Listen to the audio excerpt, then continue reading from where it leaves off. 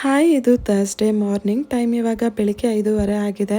ನಾನು 4:15ಗೆ ಎದ್ದಿದ್ದೆ. ಎದ್ದು ಹಸ್ಬೆಂಡ್‌ಗೆ ಬಾಕ್ಸ್ ಎಲ್ಲ ರೆಡಿ ಮಾಡಿಕೊಟ್ಟು ಇವಾಗ ಆರ್ವಿಗೆ ಬಾಕ್ಸ್ ರೆಡಿ ಮಾಡ್ತಾ ಇದ್ದೀನಿ. ಹಸ್ಬೆಂಡ್ 5:30ಗೆ ಡ್ಯೂಟಿಗೆ ಹೊರಡ್ತಾರೆ. ಆರ್ವಿಗೆ 6:30ಗೆ ಸ್ಕೂಲ್ ಬಸ್ ಬರುತ್ತೆ. ಸೊ ಹಸ್ಬೆಂಡ್ ಡ್ಯೂಟಿಗೆ ಹೋದ್ಮೇಲೆ ಇವಾಗ ಆರ್ವಿಗೆ ಬಾಕ್ಸ್ ರೆಡಿ ಮಾಡ್ತಾ ಇದ್ದೀನಿ. ಬ್ರೇಕ್‌ಫಾಸ್ಟ್‌ಗೆ ಆಲೂ ಪರಾಟ ಮಾಡಿ ಅದಕ್ಕೆ ಗ್ರೀನ್ ಚಟ್ನಿ ಮಾಡಿ ಜೊತೆಗೆ ಮೊಸರು ಕೂಡ ಹಾಕಿದ್ದೀನಿ.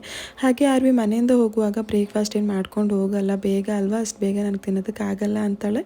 ಸೊ ರಾಗಿ ಅಂಬಲಿ ಮಾಡಿಕೊಡ್ತೀನಿ, ಅದನ್ನು ಕುಡಿದು ಹೋಗ್ತಾಳೆ. ಮತ್ತು ಸ್ಕೂಲಲ್ಲಿ 9:30ಗೆ ಬ್ರೇಕ್ ಇರುತ್ತೆ, ಆವಾಗ ಬ್ರೇಕ್‌ಫಾಸ್ಟ್ ಮಾಡ್ತಾಳೆ. ಹಾಗೆ ನನ್ನ ಮಗ ಅಂತೂ ನಾನು ಎಷ್ಟೊತ್ತಿಗೆ ಹೇಳ್ತೀನೋ ಅಷ್ಟೊತ್ತಿಗೆ ಎದ್ಬಿಡ್ತಾನೆ. ಅವನು 4:15ಗೆ ಹೇಳೋದು. ಅವನಷ್ಟಕ್ಕೆ ಅವನು ಆಟ ಆಡ್ಕೊಳ್ಳೋದು ಸ್ವಲ್ಪ ಕಡಿಮೆನೇ. ನಾನೇನಾದರೂ ಅವನ ಎದುರುಗಡೆನೇ ಕೂತ್ಕೊಂಡಿದ್ರೆ ಆಟ ಆಡ್ತಾನೆ. ನಾನು ಎದ್ದು ಏನಾದರೂ ಕೆಲಸ ಮಾಡೋದಕ್ಕೆ ಬಂದರೆ ನನ್ನ ಹಿಂದೆಯೇ ಬಂದು ಕಾಲು ಹಿಡ್ಕೊಂಡು ಬಿಡ್ತಾನೆ.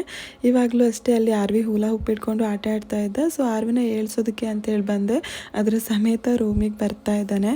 ಮಲಗಿಸಿದ್ರು ಅಷ್ಟೇ, ಅವನ ಪಕ್ಕ ನಾನು ಮಲಗಿದ್ರೆ ತುಂಬ ಹೊತ್ತು ಮಲ್ಕೋತಾನೆ. ನಾನು ಎದ್ದೆ ಅಂದರೆ ನನ್ನ ಜೊತೆನೇ ಎದ್ಬಿಡ್ತಾನೆ. ಹಾಗಾಗಿ ನನಗಿವಾಗ ಸರಿಯಾಗಿ ವ್ಲಾಗ್ ಮಾಡೋದಕ್ಕೆ ಆಗ್ತಾಯಿಲ್ಲ.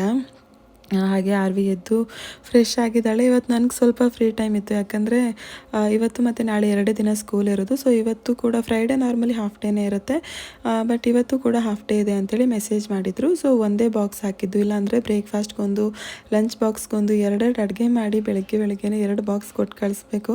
ಅದರಲ್ಲೂ ನನ್ನ ಮಗನ ಇಟ್ಕೊಂಡು ಅದನ್ನೆಲ್ಲ ಮಾಡೋಷ್ಟೊತ್ತಿಗೆ ತುಂಬಾ ಗಡಿಬಿಡಿ ಆಗ್ತಿತ್ತು. ಬಟ್ ಇವತ್ತು ಒಂದೇ ಬಾಕ್ಸ್ ಆಗಿದ್ದರಿಂದ ಆರಾಮಾಗಿ ಬಾಕ್ಸ್ ಎಲ್ಲ ರೆಡಿ ಮಾಡಿ ಕಳಿಸ್ದೆ.